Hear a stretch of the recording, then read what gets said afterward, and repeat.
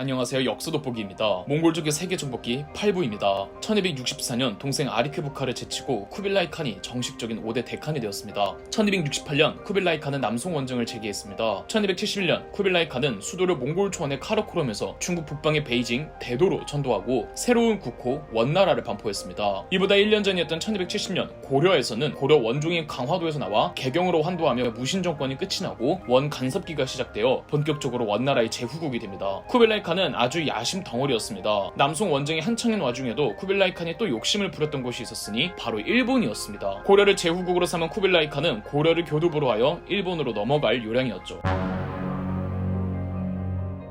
다만 일본은 그간 몽골이 싸운 상대들과 너무 달랐습니다. 몽골군이 강을 건넌 적은 있어도 바다를 건넌 적은 없단 말이죠. 섬나라 사람들과 싸운 적이 처음이었기에 몽골군은 수군이 취약했고 그래서 고려의 병력을 동원하려고 했던 겁니다. 1273년 남송전선에서 양양성을 원나라가 함락시키면서 이 기나긴 양양 공방전이 끝이 납니다. 이듬해 1274년 쿠빌라이 칸은 바얀에게 20만 대군을 동원해 남송의 수도를 함락시키도록 하는 한편 고려를 통해 제1차 일본 원정에 나섰습니다. 고려 측 사령관은 삼별초의 난을 진압했던 김방경, 원나라에게 빌붙은 민족 반역자 홍다구, 몽골 측 사령관은 훈둔이었습니다. 1차 일본 원정은 원나라 병력 약 2만 5천과 고려 병력 8천, 함선 900척 규모였습니다. 여몽연합군은 2주도 안 되어 스시마섬과 이키섬에서 일본군을 토벌했습니다. 여몽연합군은 스시마섬과 이키섬을 지나며 현지 일본인들에게 무시무시한 학살을 자행했죠. 하포를 출발한 지 3주 만에 여몽연합군은 오늘날 규슈섬, 후쿠오카의 하카타만에 상륙합니다. 여몽연합군은 김방경의 지휘하에 일본 수비군을 격퇴하면서 하카타만을 장악하고 김방경은 더 나아가 인근 내륙 지역까지 여몽연합군이 차지하는데 이제 규슈섬 전체를 장악해 가기만 하면 되는데 여몽연합군은 하카타만에 정착하고는 진격하지 않으며 소극적인 모습만을 보였습니다. 그러던 중 큰 규모의 태풍을 만나 무려 200척이 그대로 침몰해버렸습니다. 여몽연합군이 싸워서 죽인 일본인들의 수보다 태풍으로 인해 익사한 여몽연합군 축수가 더 많았죠. 배가 태풍을 만나 침몰했을 때 수많은 여몽연합군 병사들이 익사했다는 뜻은 병사들이 배 안에 있었다는 뜻이잖아요. 왜 여몽연합군은 상륙과 해안가 장악에 성공해놓고서 육지로 나아가지 않고 배 안에서 주둔하고 있었던 걸까요? 후대의 학자들은 하카타만에서 일본군을 무찌른 여몽연합군이 이 정도로 일본 원정을 마무리하고 배를 타고 귀국을 하려던 찰나에 태풍을 만났다고 해석합니다. 일본 원정은 쿠빌라이 칸 개인의 야심이지 원나라 조정이나 군부에서는 회의적인 여론이 대세였던 거죠. 제1차 일본 원정은 실패했으나 중국 남방 남송 전선에서는 성과를 보이고 있었고 1276년 남송의 수도가 함락됩니다. 남송 부흥운동이 전개됐으나 1279년 모두 진압되죠. 남송 부흥운동군이 마지막까지 항전했던 곳이 애산이라고 홍콩과 마카오였습니다. 그러니까 원나라는 남송 부흥운동을 진압하면서 중국 대륙 남쪽 끝까지 내려간 거예요. 남송의 영토까지 차지한 원나라는 중국 대륙의 동쪽과 남쪽 해안을 모두 차지하였고 이건 쿠빌라이 칸의 일본 원정 욕심을 불태웠습니다. 이제는 중국 동남 해안에서도 일본으로 군을 파견할 수 있었고 또 남송에는 항해에 대한 인프라가 잘 구축되어 있었거든요. 1281년 쿠빌라이 칸은 다시 한번 일본 원정에 대한 뜻을 내비추며 고려에게 원정군을 재조직하도록 하였습니다. 이미 1년 전이었던 1280년 쿠빌라이 칸은 고려 조정에 일본 원정을 위한 일종의 작전사령부인 정동행 중서성을 설치했죠. 2차 원정은 원나라 측 병력 1만, 고려 측 병력 2만이었으며 그리고 중국 남쪽에서 출발하는 중국 측 수군까지 자그마치 10만이 배에 타고 있었죠. 그러나 10만의 병력들 상당수가 전혀 훈련되지 않고 무기도 지급받지 못한 허수들이었습니다. 여몽연합군의 2차 일본 원정도 1차 원정 때와 똑같은 루트로 스시마섬과 이키섬을 거쳐 하카타만에 상륙했는데 스시마섬과 이키섬에선 만반의 준비를 하고 있었던 터라 여몽연합군은 스시마섬을 점령하지 못한 채 그냥 지나쳤으며 이키섬은 장악하기는 했으나 저항의 강도가 워낙 강해서 여몽연합군이 고전을 면치 못합니다. 하카타만 상륙도 1차 원정 때보다 훨씬 더 어렵게 성공했고 지연된 시간이나 입은 피해가 막심했죠. 더군다나 일본의 수도 교토에서는 1차 원정 때보다 더 기민하게 움직이며 대규모 지원 병력을 발빠르게 규슈로 파견했습니다. 여몽연합군의 규모도 만만치 않았기에 대규모 접전이 일어나는 줄 알았더니 싸워보기도 전에 또 태풍이 몰아쳐서 여몽연합군 상당수가 익사해버렸고 살아남아도 후유증과 배고픔으로 사망했죠. 원나라, 고려, 중국 측 함선 3,500척 중 90% 이상이 침몰됐다고 합니다. 다행히 고려군은 김방경의 유능한 지휘하에 피해가 그렇게까지 크진 않았다죠. 2차 일본 원정도 깔끔하게 말아먹었습니다. 일본인들은 두 번이나 일본을 지켜준 태풍을 신이 내린 바람이라는 뜻에서 신풍, 일명 가미카제라고 불렀습니다.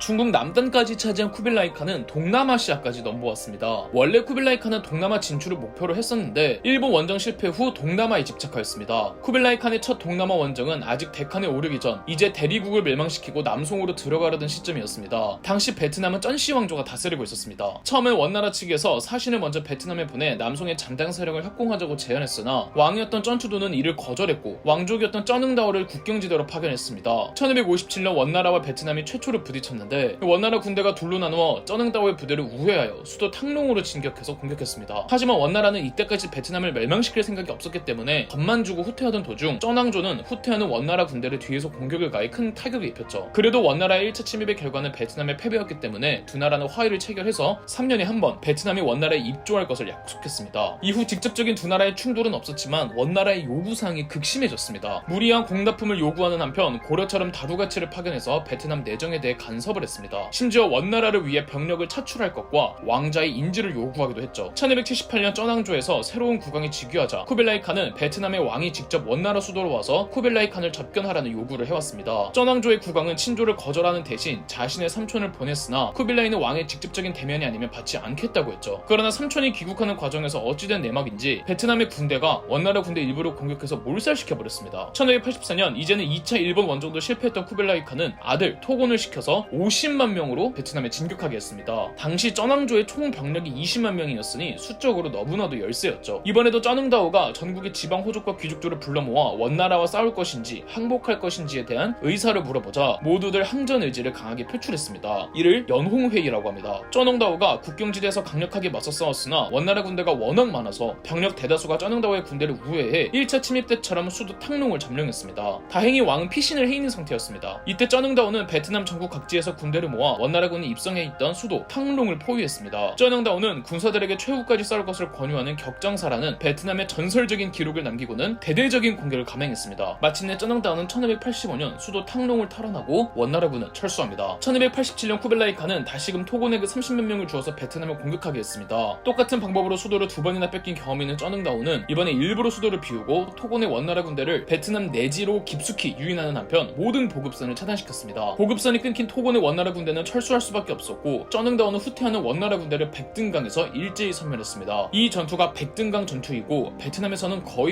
살수대첩, 귀주대첩, 한산도 대첩급인 셈입니다. 단 1287년 쿠빌라이 칸의 원나라군은 다른 방면에서 동남아 원정에 성과를 냈는데 이 미얀마의 바간 왕조를 원나라군이 무너뜨렸습니다. 미얀마 정벌전에서 원나라군에 참여했던 사령관 중 한 명이 아주 특이한데요. 바로 마르코 폴로였습니다. 이탈리아 베네치아의 상인 마르코 폴로는 이탈리아를 출발해 사막 길을 경유해서 1260년 원나라를 방문했습니다. 쿠빌라이 칸은 상인 출신이라 이것저것 아는 게 많았던 마르코 폴로를 원나라의 관리로 임명했습니다. 마르코 폴로는 원나라의 관리로서 약 17년간 공적 업무 수행과 혹은 사적인 여행으로 중국과 인근 지역을 돌아다녔고 그 경험을 바탕으로 귀국 후에 발간해낸 게 그 유명한 동방견물록입니다. 마르코 폴로가 한창 원나라 관리로 일하던 때 미얀마 원정에 참여했던 거죠. 마르코 폴로가 미얀마를 방문한 이야기도 동방견물록에 수록되어 있습니다. 미얀마를 방문한 마르코 폴로는 금으로 뒤덮인 화려한 도시의 미얀마를 보고 엄청난 충격을 먹었다고 합니다. 하지만 마르코 폴로가 미얀마 원정에 참여했다는 기록은 동방견물록을 제외하고는 그 어디에도 나오질 않습니다. 동방견물록 자체가 워낙 진위 여부를 의심받고 있기 때문에 어디까지 믿어야 할지 모르며 동방견물록의 내용은 마르코 폴로가 이 카더라 통신으로 들은 내용을 마치 직접 체험한 것처럼 쓴 것으로 보고 있답니다. 한편 원나라 내부적으로 쿠빌라이 칸에게 반기를 드는 세력들도 있었습니다. 원나라는 쿠빌라이 칸의 직할령과 킵차크 한국, 오고차이 한국, 차가차이 한국, 일한국, 네한국으로 구성되어 있었다고 말씀드렸죠. 이 중 일한국만이 쿠빌라이 칸을 지지했고 나머지 세 한국들은 쿠빌라이 칸의 칸 즉위 이전부터 쿠빌라이 칸의 경쟁자였던 아리크부카를 지지하며 쿠빌라이 칸에게 반기를 들었습니다. 이 중 킵차크 한국은 이집트의 맘루크 왕조와 동맹을 맺고 쿠빌라이 칸에게 반기를 들었으며 오고타이 한국의 카이도를 중심으로 반쿠빌라이 세력들이 규합합니다. 쿠빌라이 칸이 바얀을 사령관으로 삼아 카이도와 싸워 크게 승리한 적이 있지만 여전히 반쿠빌라이 세력들은 강성했죠. 1294년 쿠빌라이 칸이 사망합니다. 쿠빌라이 칸의 죽음을 기점으로 원나라는 각종 사회적 혼란과 내분 및 내란에 휩싸이며 빠르게 쇠퇴하는데요. 세계의 위상을 떨쳤던 원나라는 이제 어떻게 몰락의 길을 걸을까요? 그럼 역사 돋보기였습니다.